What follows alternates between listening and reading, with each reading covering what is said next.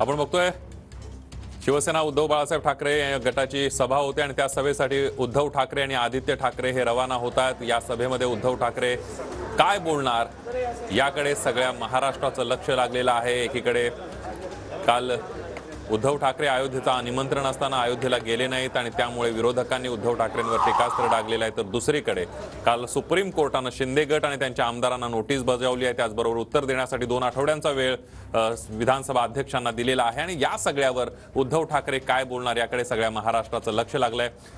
नाशिकच्या अनंत कान्हेरे मैदानावर उद्धव ठाकरेंच्या पक्षाची सभा होते आणि काल आपण बघितलं ज्यावेळेला महाआरती उद्धव ठाकरे यांनी केली त्यावेळेला किती मोठ्या प्रमाणावर शिवसैनिक त्या ठिकाणी उपस्थित होते याचा अंदाज आपल्याला आला असेल आणि त्यामुळे या सभेची उत्सुकता सगळ्या महाराष्ट्राला आहे, ठाकरेंच्या समर्थकांना आहे आणि त्यामुळे उद्धव ठाकरे आजच्या सभेमध्ये काय बोलणार याकडे सगळ्या महाराष्ट्राचं लक्ष लागलेलं आहे।